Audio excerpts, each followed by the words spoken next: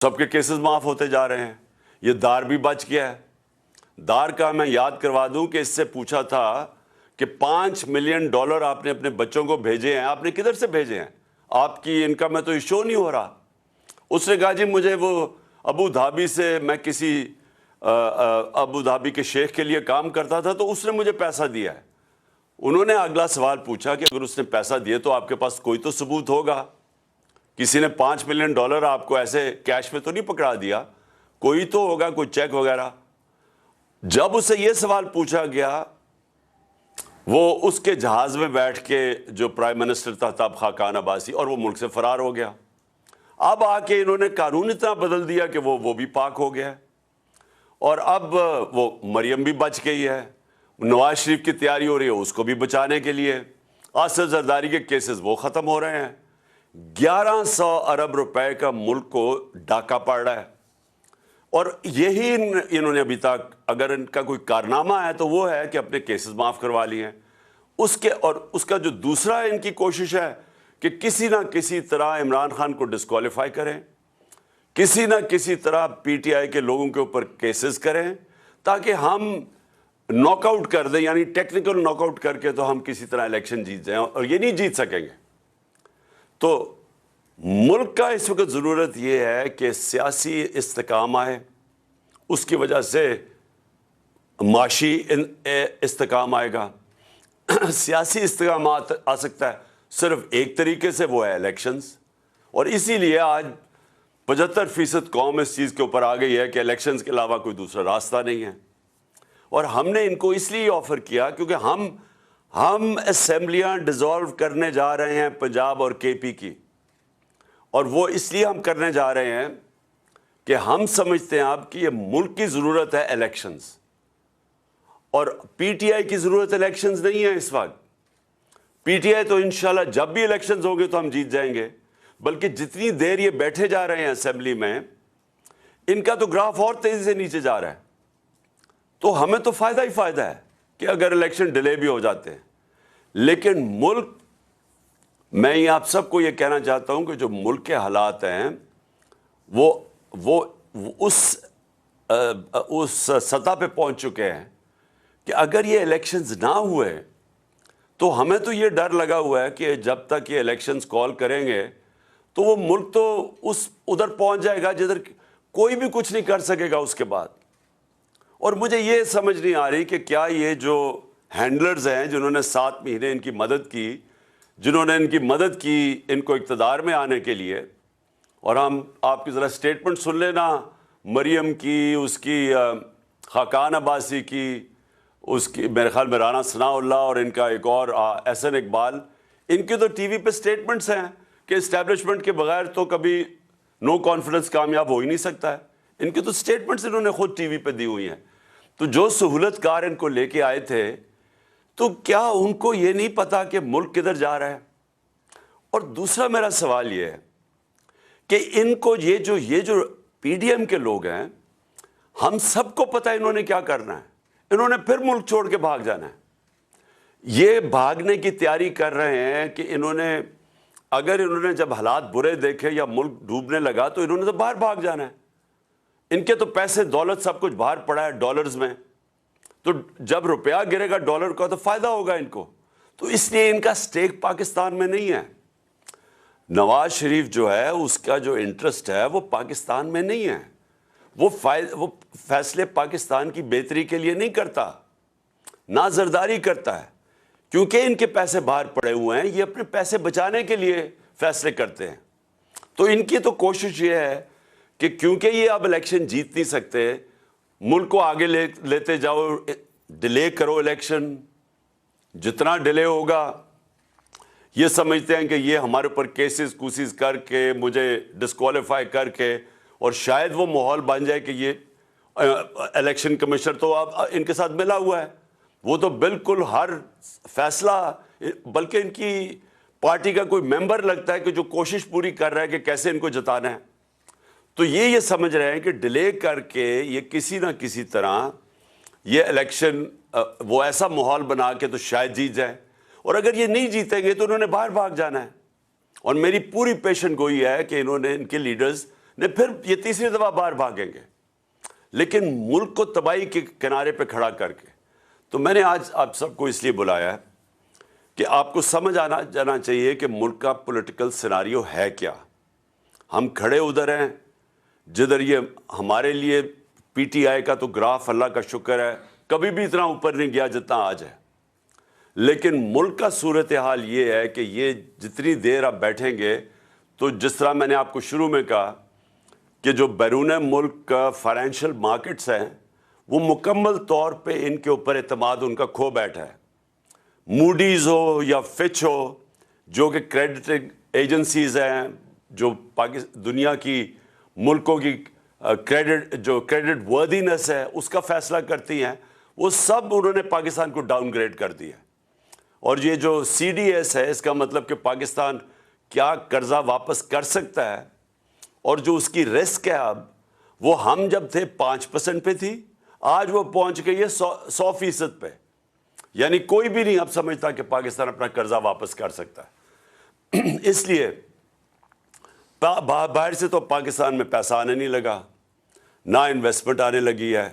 نہ پاکستان کے اندر سے انویسٹمنٹ آنے لگی ہے، اور دوسری چیز جو یہ قرضے مانگیں گے کمرشل بینک سے انہوں نے اب دینے نہیں ہیں قرضے۔ تو اس ماحول کے اندر ہمارا ملک ایک مزید خطرے میں ہے، اور پھر سے میں کہہ رہا ہوں کہ وہ ادھر پہنچ جائے گا جدھر خدا نہ خواستہ ہمارے کوئی بھی ہم اس کو کنٹرول نہیں کر سکیں گے۔ تو یہ تو ہمارا پیغام ان کو بھی ہے جنہوں نے جس طرح میں نے کہا انہوں نے تو باہر بھاگ جانا ہے، لیکن جو ان کے ہینڈلرز ہیں ان کو پتہ ہونا چاہیے کہ ملک جدھر کھڑا ہے تو نقصان تو جنہوں نے یہاں رہنا ہے، جن کا جینا مرنا پاکستان میں ہے، وہ نقصان تو ان کو ہونے لگا ہے اور ہو رہا ہے۔ یعنی ہر روز ملک کے حالات بگڑتے جا رہے ہیں، یا انہوں نے ساری ایل سیز وہ نہیں آنر کر رہے، ساری باہر سے امپورٹس بند کر دی، اور امپورٹس وہ ہیں جو کہ را مٹیریل کے امپورٹس ہیں۔ اس کا مطلب فیکٹریاں بند ہوتی جا رہی ہیں، انڈسٹری ہماری، ہم نے ریکارڈ بڑی دیر کے بعد انڈسٹری کو اٹھایا تھا اپنی، جو 10.6% پہ گرو کر رہی تھی، ہمارے آخری مہینے میں 26% پہ انڈسٹریل گروتھ تھی، آج وہ 0 پہ پہنچ گئی ہے۔ زراعت کے اندر ہمارا ریکارڈ 17 سال کے بعد 4.5% ہماری زراعت کی گروتھ ہوئی تھی، اور ہماری 4 فصلیں ریکارڈ تھیں 2 سال، تو وہ بھی آج کسانوں کا ساری فصلیں نیچے آ گئی ہیں، ان کی جو پیداوار ہے،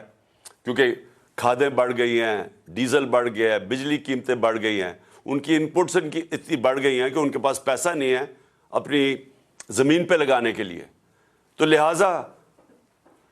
جدھر سے ہم چھوڑ کے گئے تھے اور جدھر یہ پہنچ گیا، جدھر پاکستان کو انہوں نے پہنچا لیا ہے، وہ اس سے صرف نکلنے کا ایک طریقہ ہے، اور وہ میں اب سے نہیں 7 مہینے سے کہہ رہا ہوں، صاف اور شفاف الیکشن۔ اور میں آپ سب کو آج اس لیے یہ کہا تھا کہ آپ سے میری بات بھی ہو جائے، آپ کو میں بتا بھی دوں کہ میرے ذہن میں کیا ہے، اور میں یہ سمجھتا ہوں کہ آپ سب کو اب تیاری کرنی چاہیے الیکشنز کی۔ ساروں کو اپنے ایم این ایز، اپنے ایم پیز، آپ کو اپنے اپنے حلقوں میں نکل جانا چاہیے اب، اور آپ کی تیاری صرف خاص طور پہ ایم پیز کے، لیکن مجھے لگتا ہے کہ جنرل الیکشن کی طرف ہم جا رہے ہیں۔ ناممکن ہے کہ اگر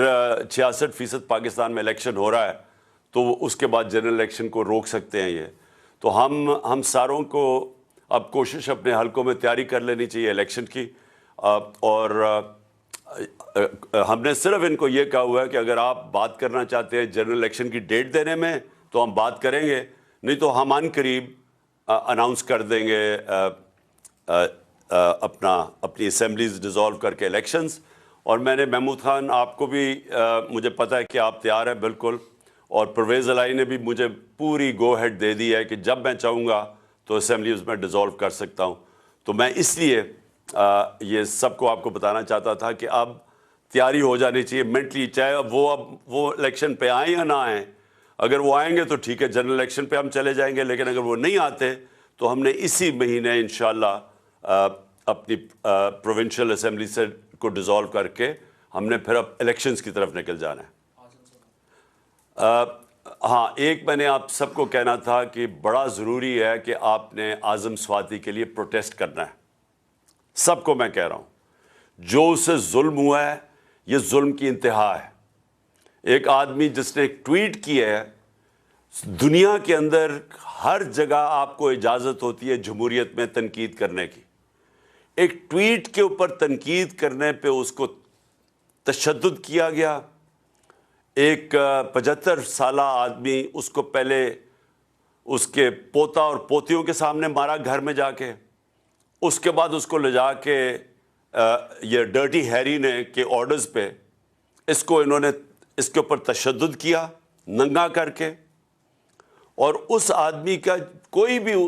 اس کے اوپر اس طرح کا ظلم ہوا ہوتا تو اس کا غصہ آنا تھا۔ اس کے بعد اس کی جو سب سے بڑا ہمارے معاشرے کے اندر، ایک ہمارا معاشرہ اسلامی معاشرہ ہے، اس کی جو ویڈیو بنا کے اس کے گھر اس کی فیملی کو دی گئی، یعنی کون آدمی ہے اس کے بعد ریئیکٹ نہیں کرے گا؟ میری طرح کا آدمی، میں تو خود کش حملے کے لیے تیار ہو جاؤں گا اور میرے گھر سے مجھے کوئی اس طرح کرے، یعنی میں تو اپنا میں اس کے بعد تو صرف ایک چیز میرے ذہن میں آئے کہ میں نے بدلہ کیسے لینا ہے، اور میں ہر سطح پہ جاؤں بدلہ لینے کے لیے۔ تو وہ آدمی جب اس کا ذہنی اس کا سوچ دیکھے کہ وہ کدھر پہنچا ہوا ہے، تو اس سے اگر منہ سے چیزیں نکل بھی گئی تو یہ تو دیکھیں کہ ہوا کیا ہوا ہے۔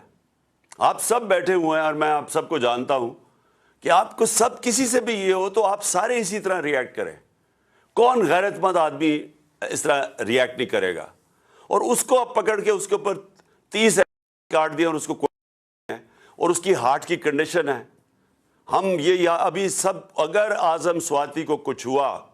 ہم سارے FIRs کاٹیں گے ان سب لوگوں پہ جو ذمہ دار ہیں اس سے یہ اس کے اوپر تشدد کرنے پہ، اور اس کو پھر یہ جو اس کو کوئٹہ لے کے گئے ہیں، جس طرح پکڑ کے لے کے گئے ہیں، سارا ہمارے جسٹس سسٹم کا مذاق اڑ گیا ہے۔ سارا پاکستان کے اندر فنڈامنٹل رائٹس، یعنی میں پھر سے بڑے ادب سے اپنی عدلیہ سے کہتا ہوں کہ اگر آپ اس قوم کے فنڈامنٹل رائٹس کی حفاظت نہیں کریں گے تو اور کون کرے گا؟ کہ کس کے پاس ہم جائیں کہ اتنی بڑی وائلیشن ہو رہی ہے انسانی حقوق کی، تو یہاں تو اس کا مطلب جنگل کا قانون ہے، تو طاقتور جو مرضی کر سکے۔ تو اس لیے میں چاہتا ہوں کہ ساروں کو آپ کو اس کے اوپر سٹیٹمنٹس دینی چاہیے اور کھڑا ہونا چاہیے۔ آپ کو ساروں میں اپنے لوگوں کو اویئر کرنا چاہیے کہ اگر یہ آج اعظم سواتی سے ہو سکتا ہے تو یہ آپ کے کسی سے بھی یہ ہو سکتا ہے، ہم کسی سے بھی یہ کر سکتے ہیں۔ یہ نہ سمجھیں کہ اعظم سواتی سے ہوا اور ہمارے کئی لوگ سوچتے ہیں کہ چلیے جی ہمارے سے نہیں ہوگا۔ یہ تو ایک دفعہ اگر اس کے اوپر یہ جس طرح کر رہے ہیں، یہ تو کوئی بھی پاکستان میں اس کا مطلب ہم کوئی بھی اگر منہ کھولیں گے اور کوئی اپنا آزادی رائے کا اظہار کریں گے تو ہم کسی سے بھی ہو سکتا ہے۔ ارشد شریف سے جو ہو چکا ہے، یہ بھی کوئی اس کی کوئی مثال ہے کہ پاکستان کا نمبر 1 انویسٹیگیٹو جرنلسٹ، اور سب کو پتہ ہے کہ وہ سب سے کریڈیبل، باضمیر آدمی، محب وطن پاکستانی، ساروں کو پتہ ہے، اس لیے لوگ اس کو اتنا پسند کرتے تھے، اس لیے وہ اوپینین میکر تھا، لوگوں کو پتہ تھا کہ وہ ملک کے لیے کھڑا ہے، ملک کے مفادات کے لیے۔ اس سے جو ہوا ہے اور اسے جا کے باہر قتل کر دیا، اور مجھے اتنا افسوس ہے اپنے صحافی برادری سے کہ اس کے لیے نہیں آپ کھڑے ہوں گے، اور آپ کی جس کی بھی وجہ سے اس کے لیے کھڑے نہیں ہو رہے، یہ تو اس کا مطلب آپ سب کسی سے بھی ہو سکتا ہے۔ کسی بھی صحافی، اگر ارشد شریف سے ہو سکتا ہے تو یہ کسی سے بھی ہو سکتا ہے۔ اس لیے میں اپنی قوم کو کہتا ہوں کہ یہ وقت ہے اپنی